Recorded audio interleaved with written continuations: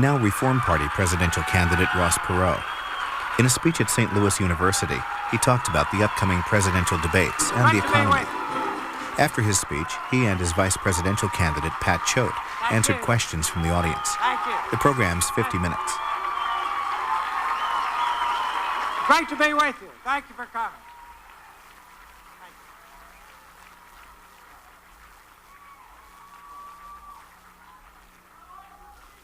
Thank you. Thank you. Never forget, as we go through these issues tonight, we live in the greatest nation in the history of man. Everybody else in the world would give anything to trade places with you. We've got problems that have to be solved, but these problems are insignificant compared to the problems that our forefathers faced and solved and passed on this great country to us.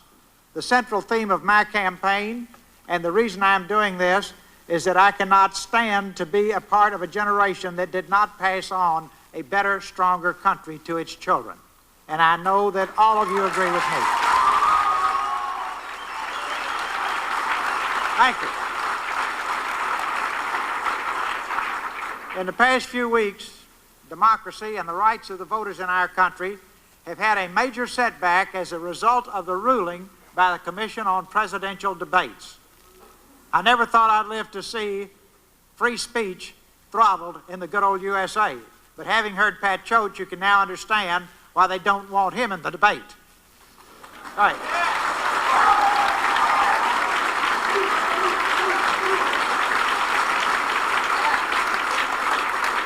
We deal with the American people as adults. We don't walk around saying, I'll promise you this, I'll promise you that, so on and so forth. You know what that is. We've got things we need to face and deal with. It is important that the American people understand that this whole debate structure, the commission, the decisions about who gets to participate in the debates are made by a commission that none of us know anything about, but it was chosen entirely by the Democrats and Republicans. Half of the commission members are Democrats, the other half are Republicans. The debate commission is funded by corporations and individuals, and the commission will not release the names or the amounts of money they get from those individuals. It's another way to fund the Democrats and Republicans. The co-chairman of this commission is a former chairman of one of the parties, and he now has a job representing the gambling industry. Gives you a sense of who's on it. Independent candidates or third-party candidates have no voice. They refuse to even talk to us, but they talk openly with the other two parties. The League of Women Voters was so disgusted with this commission that they removed themselves from the debate commission. And most importantly, the American voters do not have a voice. Their views are totally ignored by the debate commission. 76% of the voters have said they want Pat Choate and Ross Perot in the debates.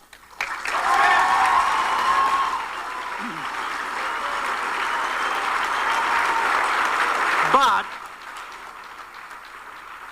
your desires were ignored. You know, I've lived in this country all my life. I thought what you wanted was what was supposed to matter, not what 10 Republicans and Democrats want. But now I'm getting a little older and smarter. The President of the United States, the Democratic Party, and 40 Republican congressmen say they want us in the debates, but they were ignored. The presidential debates are very important. We can't win if we're not in the presidential. Now, one way or another we will, but just using logic, when you've got 80 million people watching those debates and 97 million people watch the third debate in '92, it's kind of tough to compete if you're not in the game, right? We've got to be in the game. We will be in the game. Any candidate who's excluded from these debates doesn't get to present his views to the voters. And the only way to talk to all the American voters is on television. It's the only way you can get through. Now, interestingly enough, I was included in the 1992 debates, even though my standing in the polls then was lower than it is now, and we were not a party in all 50 states. We hadn't qualified for federal funds. They had all kinds of objective criteria they could have used to exclude us. We meet every single criteria they have established, and now they just subjectively exclude us because they do not want the American people to hear the real issues in these debates. That's the whole problem. Now, the only factor should be, in my judgment, and I think most Americans, is do the voters want Pat Choate and Ross Perot in these debates? And they do.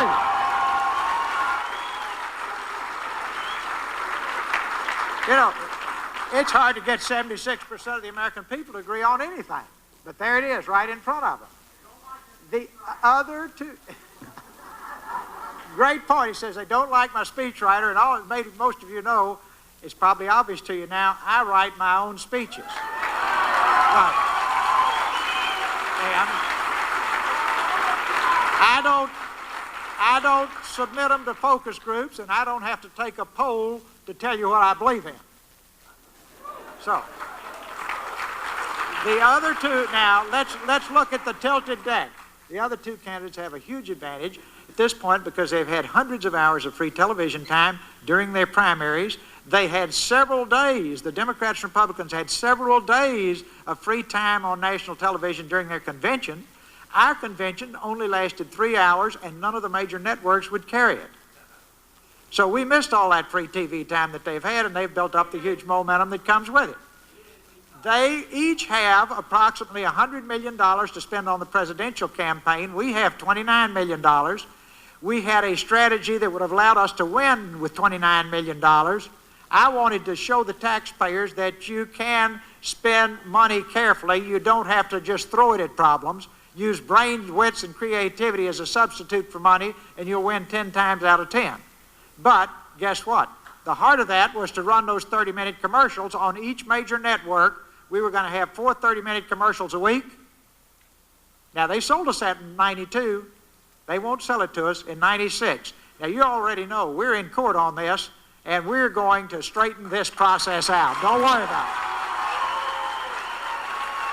And as we do,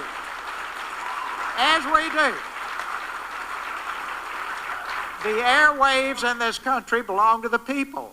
We gave them to the local television station, didn't charge them a penny, we being Congress.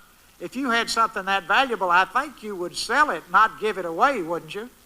But the facts are, they have it, and they have a legal obligation to give candidates equal access, and I can't wait to get into the federal courts in this country and get that one on the table. But to make a long story short,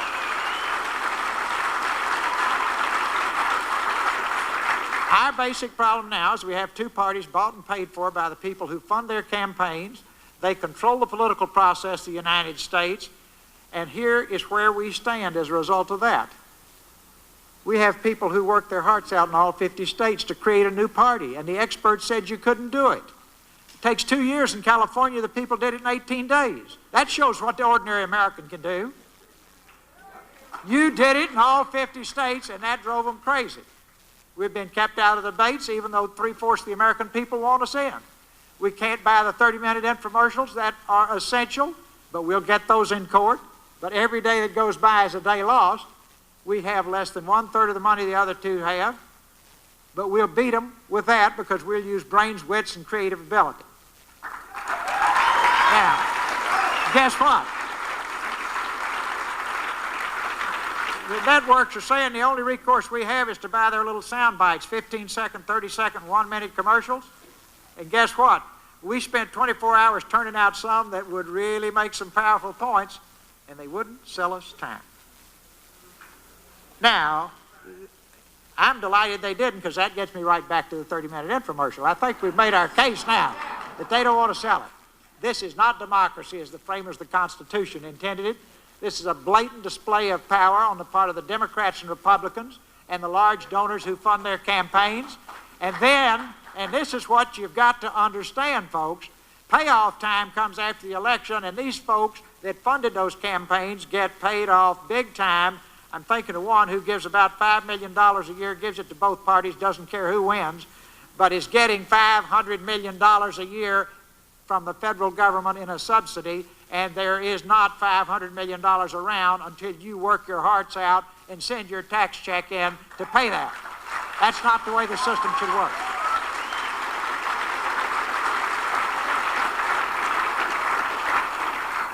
Why don't they want you to have a voice? because only 19% of the people trust our government. If only 19% of the people trusted your business, you'd be broke.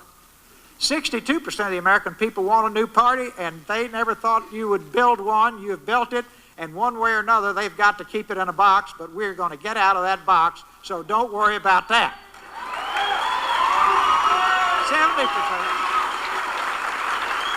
70%. See, they know, they pay for all these polls. I just read them. 70% of the American people believe that our government is run for the benefit of the special interests and not the people. And I think that number's got to be growing every day at this point. Now, the primary reason for keeping us out of the debates and not selling us television time is to protect and preserve Washington's corrupt practices. We are the modern-day version of the Orkins man. We're going to get rid of those corrupt practices.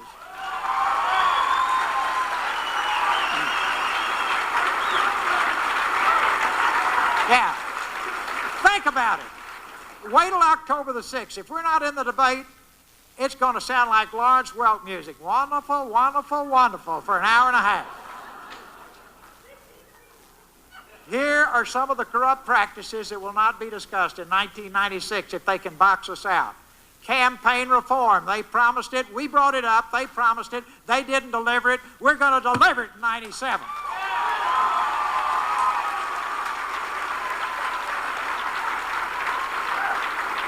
Campaign finance reform. They talked the talk. They never walked the walk on that one. They shook hands, hugged one another in both parties and never touched it, and then went out to the $100,000 a couple dinners. Then the Republicans had a $1,000 a plate dinner, raised $11 million, but only 4,000 people went. That means 7,000 people didn't even get a hot meal, right? Think about it. That's what's driving the system now. We're going to have lobbying reform. Well, all these guys, every chief trade negotiator becomes a foreign lobbyist once he leaves office. That will stop. We will not have presidents going overseas and former presidents going overseas and making 2 20-minute speeches and being paid $2 million by foreign countries. We will not have foreign countries pouring millions into their libraries. We're going to clean that up. You will not cash in now or later on public service. You come to serve, and by the way, we feel very strongly that the health benefit plans and the pension plans of the Congress should not exceed those of the average citizen, and then,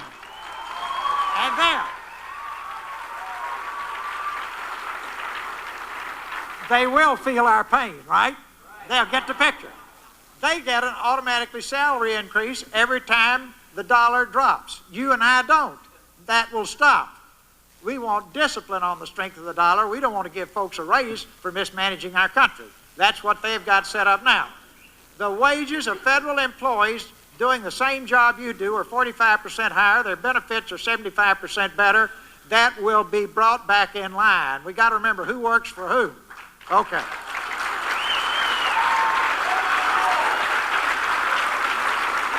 We will set the highest ethical standards for the White House and Congress, and we will cut out all of these corrupt practices that so offend the American people. If you had somebody in your purchasing department that took money and took gifts and took trips like that, you'd fire them on the spot.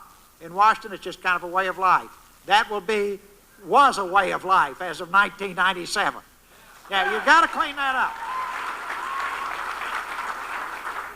Let me make it very clear. Pat and I are for international trade, but we want it to be fair and balanced, and we are absolutely against stupid one-sided trade agreements that have cost this great country 20 million jobs.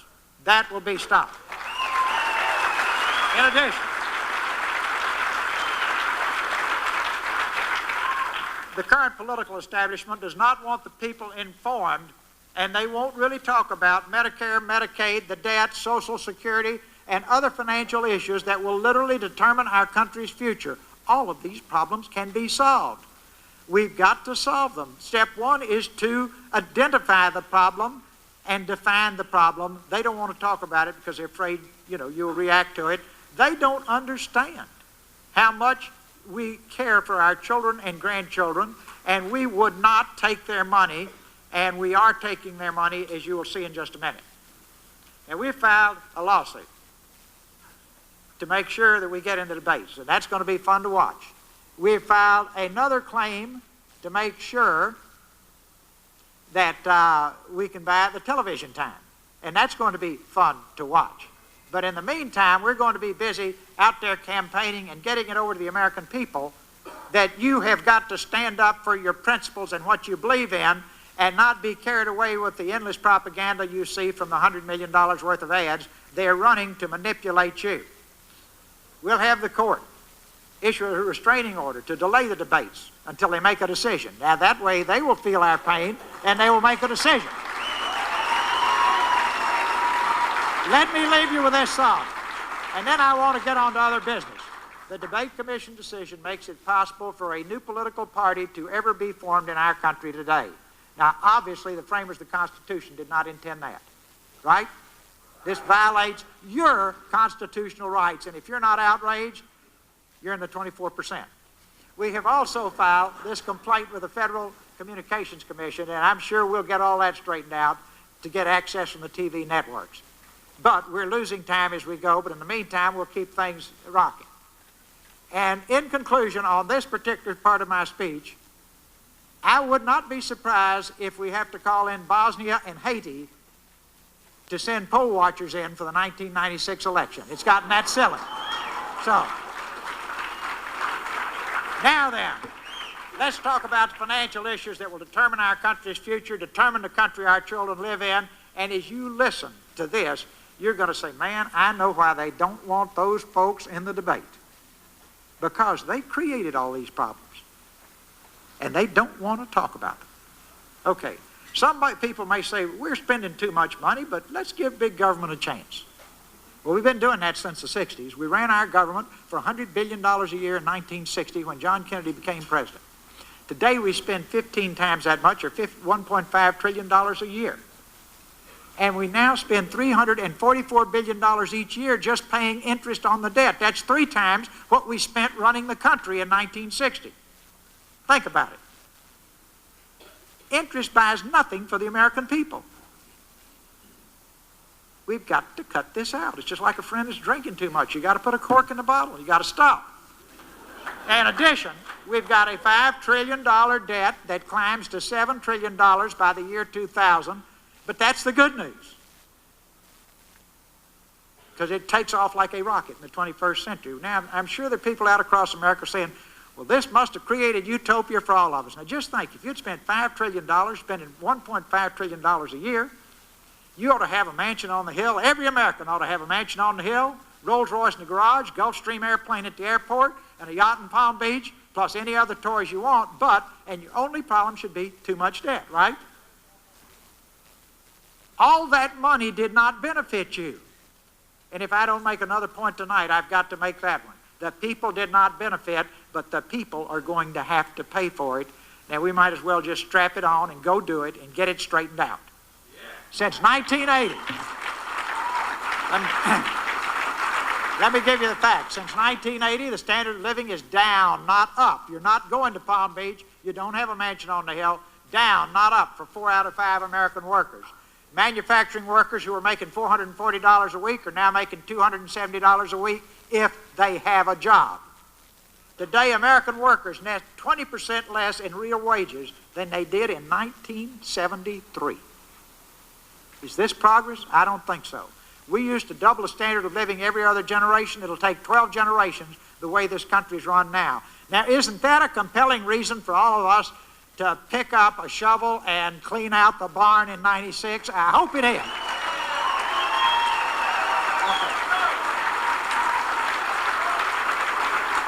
All over this country, middle class, both the husband and the wife have to work in a middle class family in order to maintain a middle class life for the children. And here is the end result. Their combined paychecks have the buying power of one paycheck 25 years ago. Now, folks, it's just not working, and the quicker we change it, the quicker we can get things fixed. Now, we've got problems that have to be dealt with now. And if we don't, we are going to have a financial meltdown that will make the Depression look like a cakewalk, and millions of people will suffer for decades. And the reason it will be worse than '29 is that in '29 your government was in good financial shape and was a positive force in getting us through it and out the other side. This time around, the government will be a major liability because of its financial weakness, not a strength. If you question that, look at Russia. See, Russia's floundering around because Russia melted down. We are the last superpower. In order to be a superpower, we have to be an economic superpower, and if you question that, look at Russia, and if we are not a superpower, the world will be a much less stable place at a time when modern technology, nuclear weapons, chemical and bacteriological weapons could literally destroy the planet. You say, they're not going to talk about any of this. Of course they're not. They want your vote. I want a great country for your children and grandchildren. That's the difference.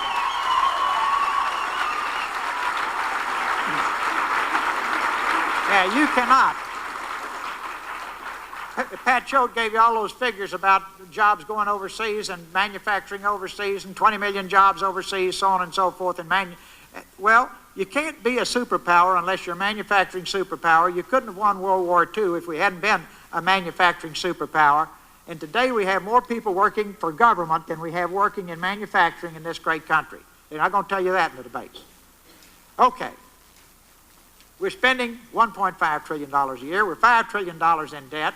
And the average citizen said, Ross, it's so big I can't relate to it. Here it is, and everybody can get it. We don't have $5 trillion of currency in print. Now, I think Forrest Gump can get it that that's too much debt. Is that a fair statement? Okay. And most of this debt has been accumulated in the last 15 years. One of the triggers that really set it off was supply-side economics, started in the 80s, and this was lower taxes and wonderful things will happen. Well, they happen to folks at the top, but nothing good happened to the folks in the middle, and terrible things happen to your country. I love these guys. I'm going to cut your taxes 15%. I'm going to cut this. I'm going to cut. Okay, fine. Now, let me give you a good analogy. I'm hopelessly in debt. I can't pay my bills. I come to you as a friend and say, I'm hopelessly in debt. I can't pay my bills. You got any advice? And you look at me and say, sure, Ross, go to your boss and get him to cut your salary. It's a direct analogy. Direct analogy. The people had the largest tax increase in history in 1993, but it never even had a plan to balance the budget ever. We should not have tolerated that. Medicare, Medicaid, and Social Security have runaway costs that are out of control. The annual cost of these programs will be $3.9 trillion a year in the year 2030, according to our government. Every number I give you is a government number. Otherwise, you'll think I'm talking to E.T. at night. This is from the U.S. government. E.T. may have better numbers. I don't know. I don't know how to communicate with it. The Social Security deficit in the year 2050 is forecasted to be $5.5 trillion. That's bigger than our total national debt today. In the year 2060, our government says that 40% of a worker's paycheck will be needed just for Social Security. We're all kind of stressed out that 40% of our paycheck goes to pay taxes today. Think about 40% going just for Social Security. That won't work. Now, good, decent people come up to me in places like Home Depot and Walmart and say, Ross, what's the problem with Social Security? Now, that's the best part of my life. People feel very comfortable coming up to me and asking me questions. These are my Rhodes Scholars, R-O-A-D scholars. They're street smart with common sense. And I said, well, what do you think it is, sir? I contribute every 2 weeks. My boss kicks in the same amount. We send it to the government. It goes in a pension fund. I get it when I retire. So, well, you're partially right. What really happens, you kick it in, your boss kicks it in, it goes to Washington, and faster than Domino's delivers pizza, it goes out the door to the retired people. And a good Rhodes Scholar says, well, Ross, how did it ever work? It's a fair question. Well, when they put it into law, they had retirement age at 65, but life expectancy was 63. It worked real good then. Then, in 1945, we had 42 people at work for every person retired. Works good. 1950, we expanded benefits, raised the rates, but we only had 16 people at work. Today, we only have 3 people at work for every retired person. In the year 2020, we'll only have 2 people at work. We've got to redesign, re-engineer Social Security. It can be done. Nobody would take Social Security away from the retired people. We've got to transition it from pay-as-you-go to a pension fund, and the sooner you start, the easier that transition will be. Don't put it off. Let's start.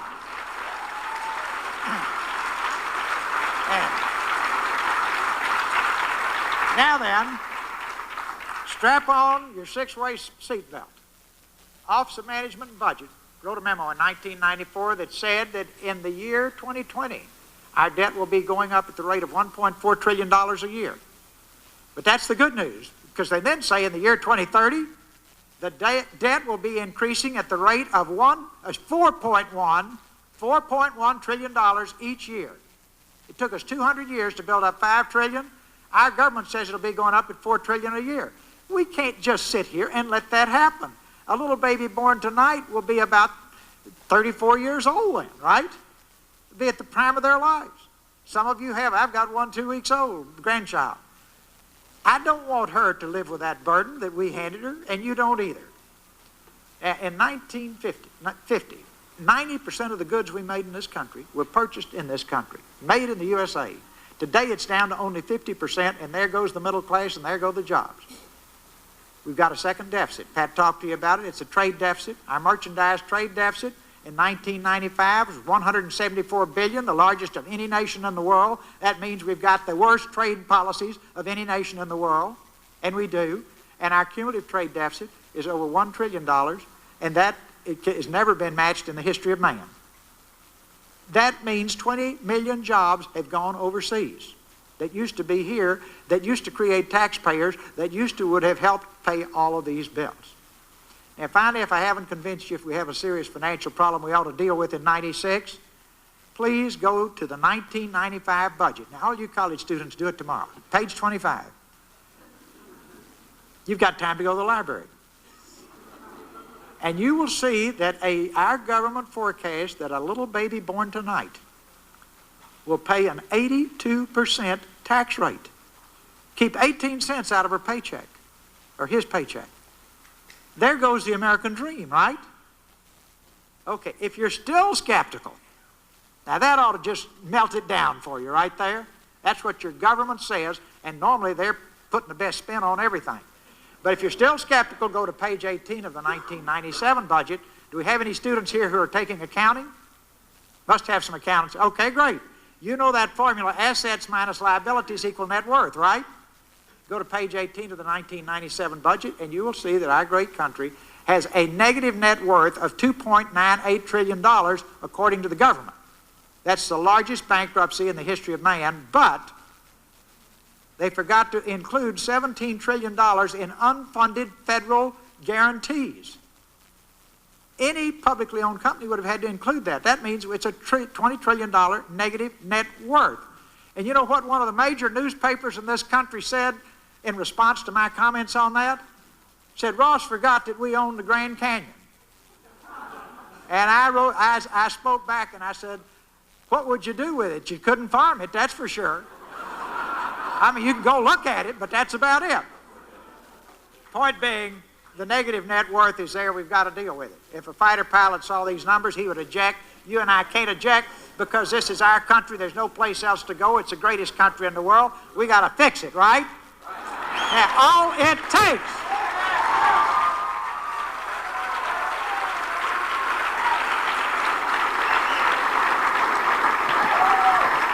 All it takes, don't let them play with your mind and manipulate you like a little puppet.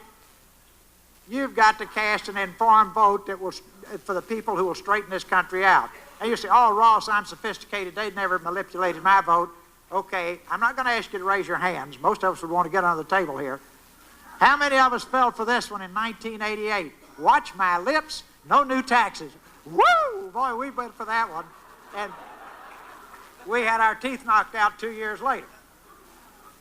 Do you think it's getting more and more obvious why they don't want me in the debates? I'll say one thing, we're going to light up the sky if they do let us in. And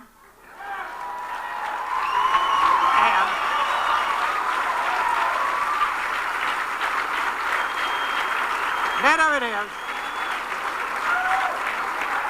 this didn't work. It didn't benefit the people. The $5 trillion in debt didn't work to our advantage. And then everywhere I go, my Rhodes Scholars say, Ross, who created this mess? And I say, well, that's tough to figure out because the Democrats blame the Republicans. They didn't do it.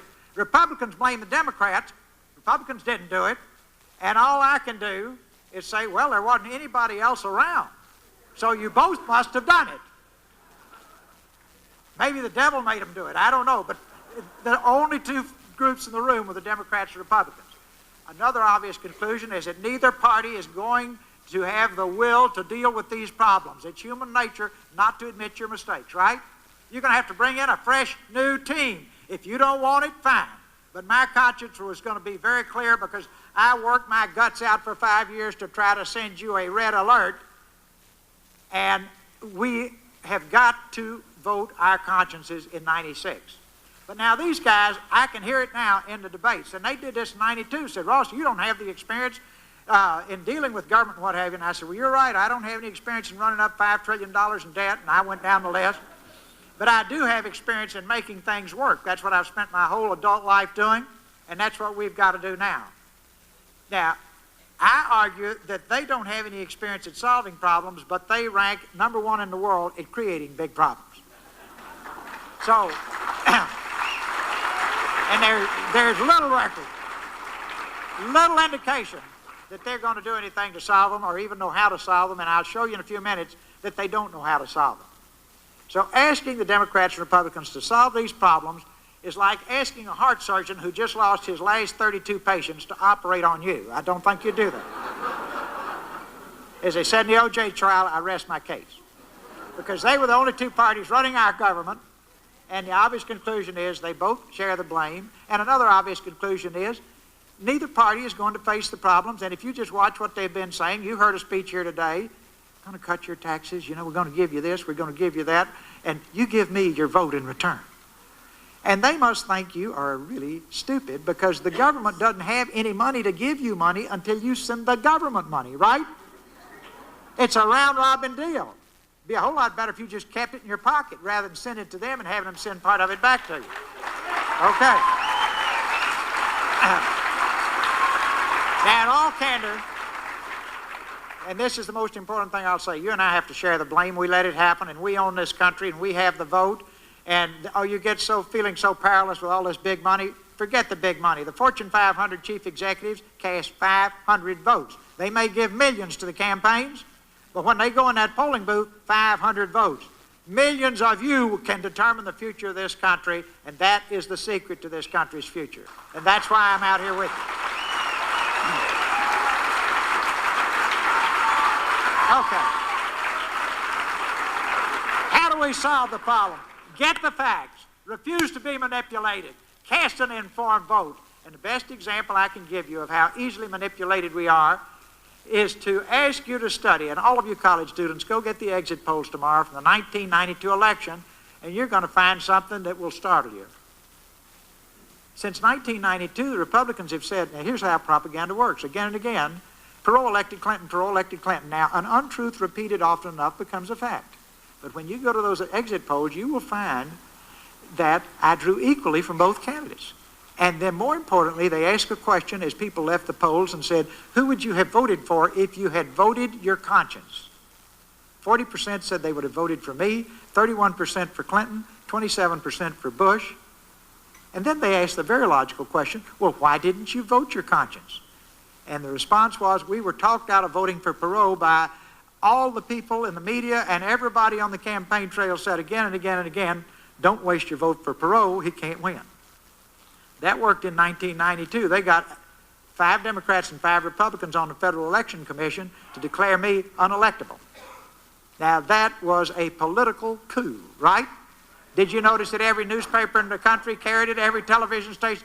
Now the point being, they know, ooh, can't win. I like what he believes in, but I better go vote for a winner, right? Well, you voted for a winner and you got what you voted for in '92. So there we go. And we're still being manipulated. We're still being manipulated by propaganda and negative ads that have nothing to do with the fact, and this will continue as long as it works. We've got to demand an end to negative propaganda, politics, name-calling, mudslinging, and lying, and demand that the candidates deal with the issues in '96. And if we're in that debate, we're going to force it to the issues, and it is going to be a really interesting night. Now you can understand why they don't want 80 million or 97 million voters or whoever's watching television on the night of debates to hear from Pat and me, right? Okay. We've got to be there. As you think of the future of this great country, consider these words written by the Scottish historian Alexander Tytler in 1787. A democracy can only exist until the voters discover that they can vote themselves money from the public treasury. We figured that out. From that moment on, the majority always votes for candidates promising the people benefits from the public treasury, with the result being that a democracy always collapses over loose fiscal policy. Now that's painful to hear, but that just fits like a glove, right? They've been giving you free candy all these years. They've been spending your money inefficiently, and now then we're going to have to pay the bill. And it goes on to say the average, Professor Tyler says, the average age of the world's democracies is 200 years before they collapse. George Washington was sworn in 207 years ago. The clock is ticking. 96 is the year when we've got to move. Now, a logical question for all of you to ask is, why don't any of these big programs work? Medicare, Medicaid, Social Security, welfare, why don't they work in a cost-effective manner? Because our government does not know how to make complex programs work. This will be one of the most important things I discuss with the American people this year. Washington creates new programs by taking the following steps. A noble concept, Medicare, what noble concept?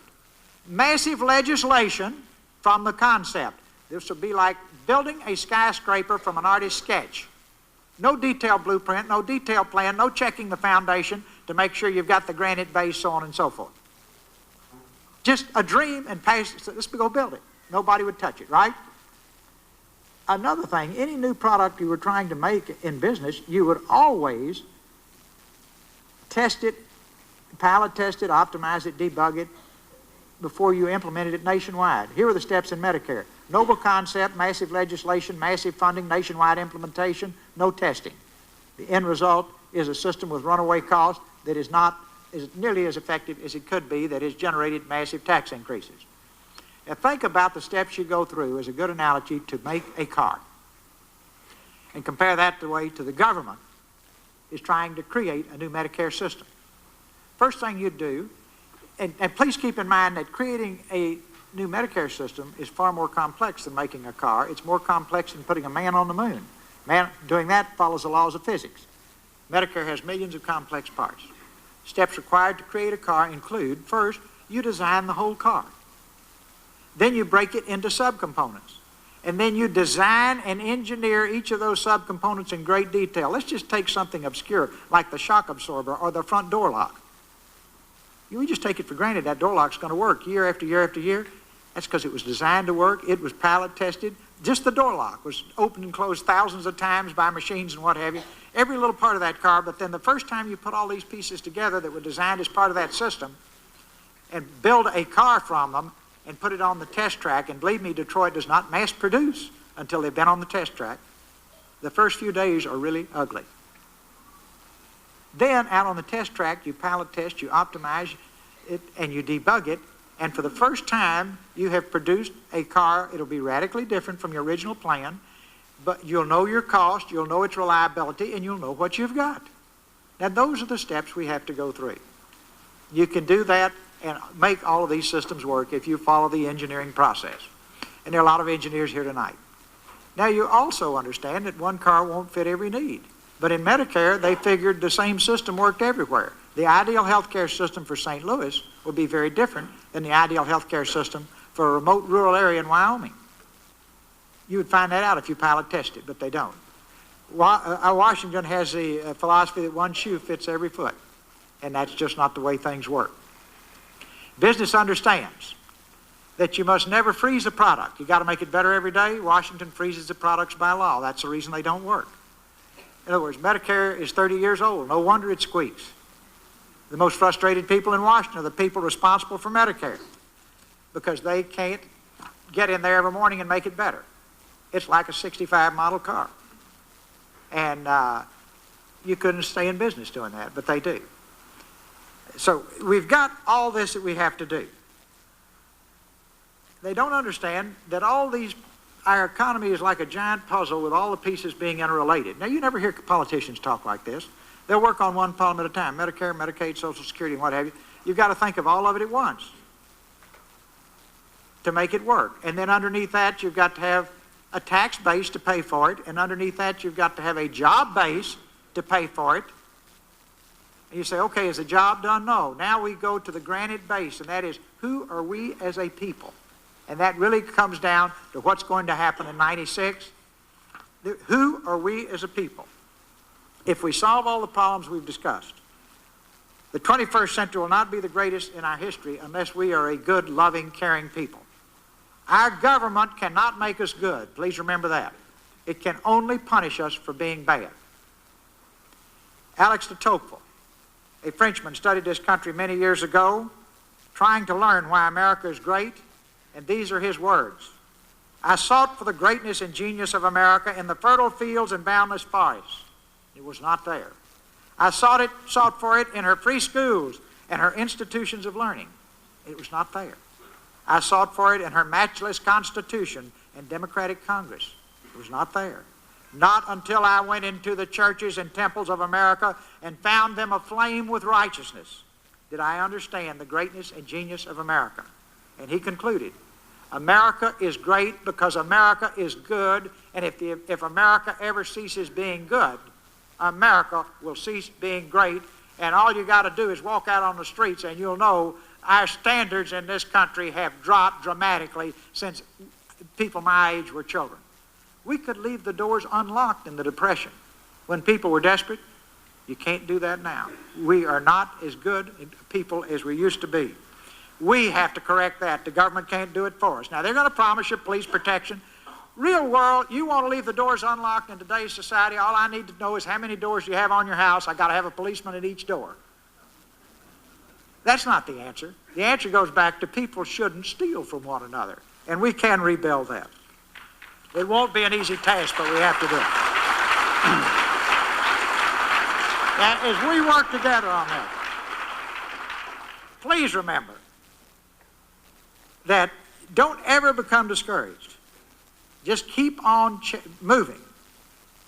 And no matter how corrupt politics may be on any given day, remember it is better to light a candle than to curse the darkness. And that the shadows will fall behind you if you walk into the light. And finally, that all the darkness in the world cannot put out the light of one little candle, and every voter is one candle. And that's how important that is.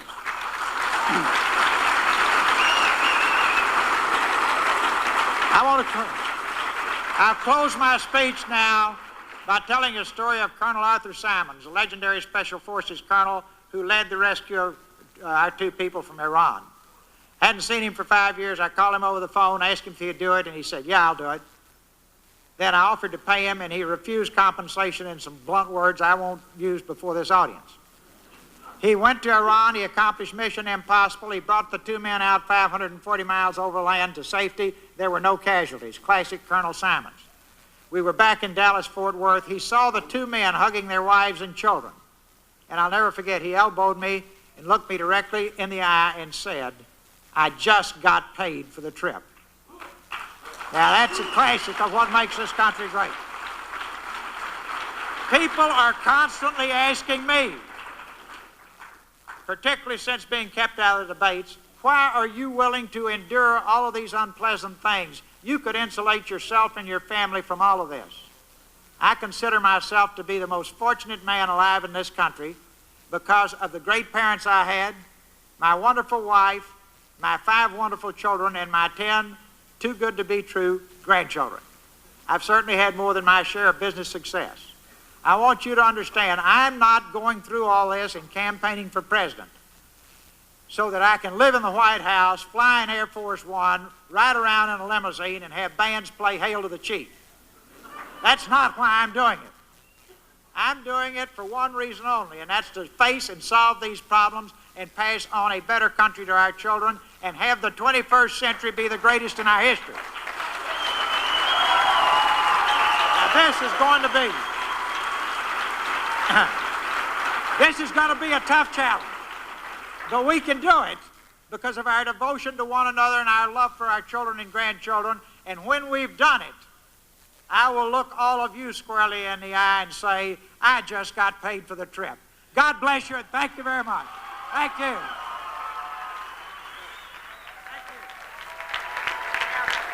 Thank you very much. Now then, if you guys, We've taken too much of your time. We have some questions. If you want to stay for a few questions, Pat and I'll be glad to try to answer them. Would you like to? Yeah. Great, we'll do it.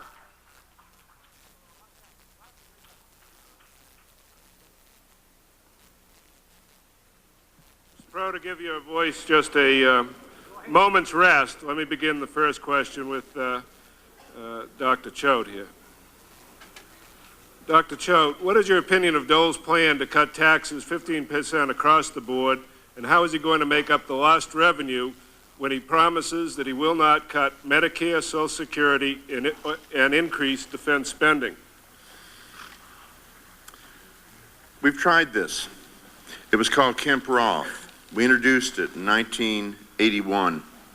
We went from a country that had less than $1 trillion in debt to a country that has over $5 trillion in debt.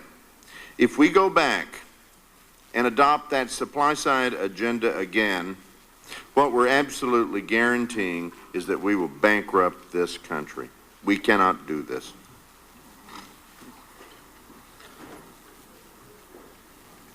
Every day we read or hear of major corruption within our government. It seems there are no morals, ethics, or accountability in our system. What steps, Mr. Perot, could be taken to clean up our government? First, let me say this. We have good people in Washington, not bad people. They're in a bad system. You know, if you lived in a corrupt society long enough, then corrupt things would seem normal, right?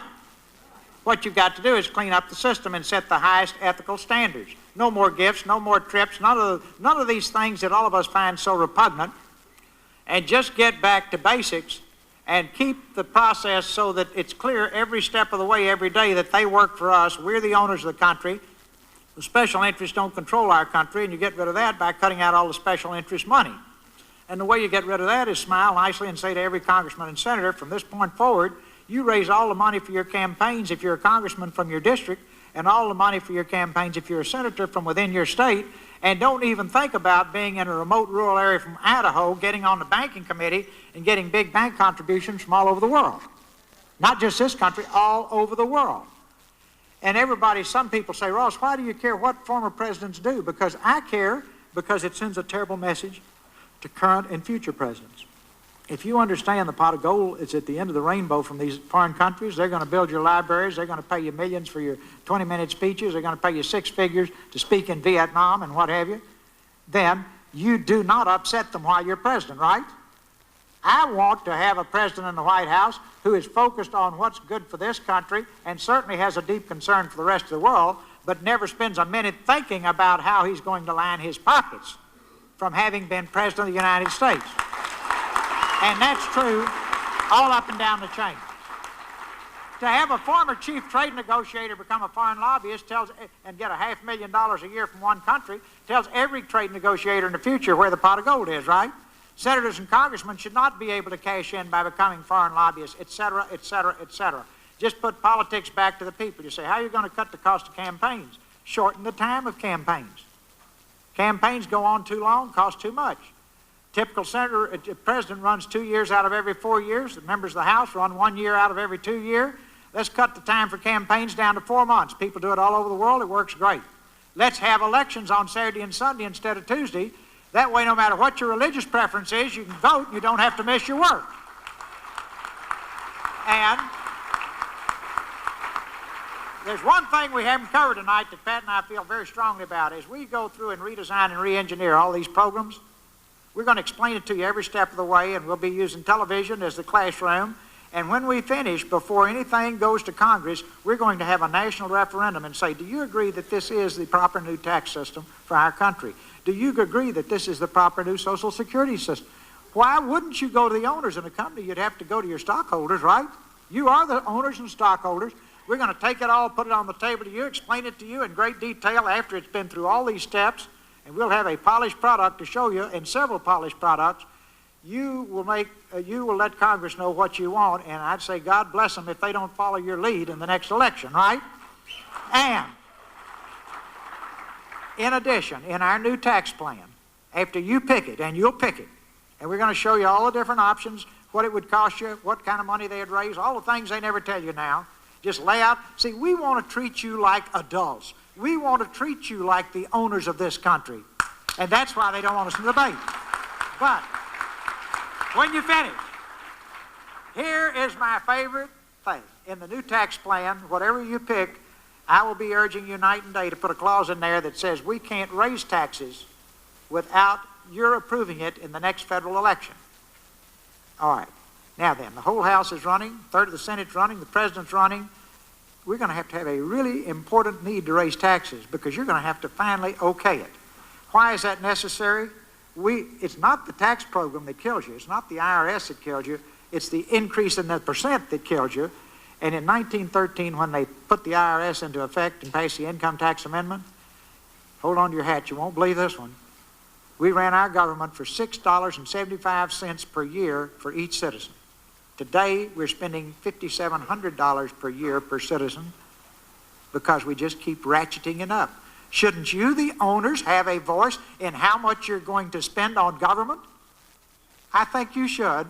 And these are radical things as far as Washington is concerned. This is the way you change the system. People will come to serve, go back home. I've had guys say, Ross, I can't be a lobbyist, can't do this. What would I do when I leave the Senate? I said, go home and get a job.